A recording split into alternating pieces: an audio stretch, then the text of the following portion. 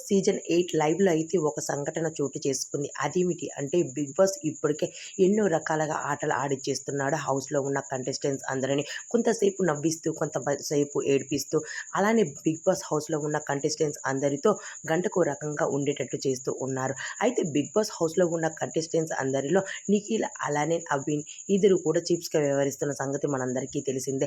అయితే 'big boss' హౌస్‌లో లైవ్‌లో ఉన్న సంఘటన ఏంటి అంటే వీరిద్దరికీ రేషన్ మేనేజ్మెంట్ టాస్క్ అంటూ ఒక టాస్క్ అయితే ఇవ్వడం జరిగింది.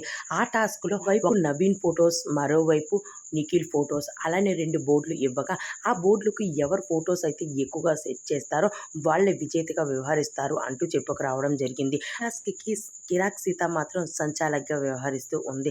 హౌస్‌లో ఉన్న కంటెస్టెంట్స్ మాత్రం ఒకరి మీద ఒకరు పడుతూ ఈ టాస్క్‌ను చాలా బాగా పూర్తి చేస్తూ ఉన్నారు.